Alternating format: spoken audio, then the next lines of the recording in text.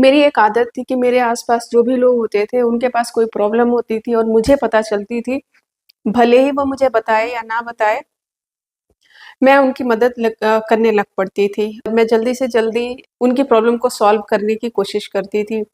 Even कई बार ऐसा होता था कि मैं अपनी चीज़ों को छोड़कर उनकी हेल्प करने लगती थी। तो मुझे ये लगता था कि कोई भी जो अपनी प्रॉब्लम लेकर मेरे पास आ रहा है, ये मेरी रिस्पॉन्सिबिलिटी है कि मैं उसकी प्रॉब्लम को दूर करूँ।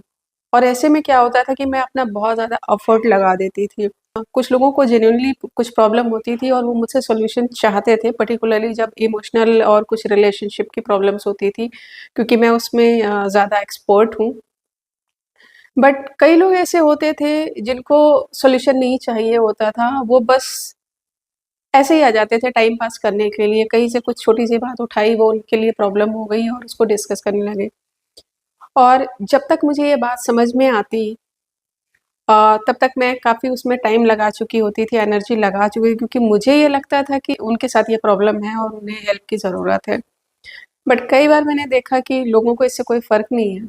हमारे आस-पास जितने भी लोग हैं, उन सबका अपना एक लाइफ़स्टाइल है, उनका अपना सोचने का, समझने का, चीज़ों को ऑब्ज़र्व करने का एक तरीका है और वो सभी का यूनिक होता है।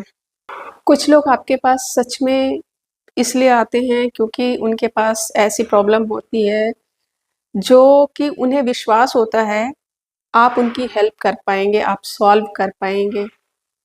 बट बहुत सारे लोग सिर्फ़ एंटरटेनमेंट के लिए आते हैं या फिर टाइम पास करने के लिए आते हैं और ये जो दूसरे टाइप के लोग हैं, वो अपनी ज़िंदगी में हमेशा एक जैसे बने रहते हैं क्योंकि ये उनका स्वभाव होता है और अगर आप उनकी प्रॉब्लम को ठीक करो, उन्हें समझाओ कि उन्हें कहाँ इम्प्रूवमेंट की ज़रूरत है, उन्हें क्या चीज़ें बदलने की, सुधारने की ज़रूरत है, तो वो कभी उस चीज़ को उस सलाह को आपकी कभी नहीं मानते हैं।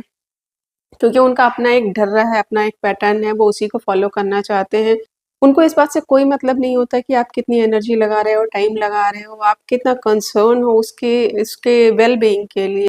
तो अगली बार आपके पास कोई भी प्रॉब्लम लेकर आए, तो उसे तुरंत फिक्स करने मत बैठ जाओ। पहले समझने की कोशिश करो कि सच में उसको ये प्रॉब्लम है या नहीं है, क्योंकि आजकल तो फेक लोग भी इतने ज़्यादा हो गए हैं। और फिर अपनी बाउंड्रीज़ को सेट करते हुए, बाउंड्रीज़ इन द सेंस आपकी अपनी खुद की क्या प्रायोरिटीज़ हैं, उनको ध्यान में रखते हुए तब अगले इंसान की हेल्प करो। अपनी चीज़ें छोड़कर उनकी हेल्प करने मत जाना कभी भी।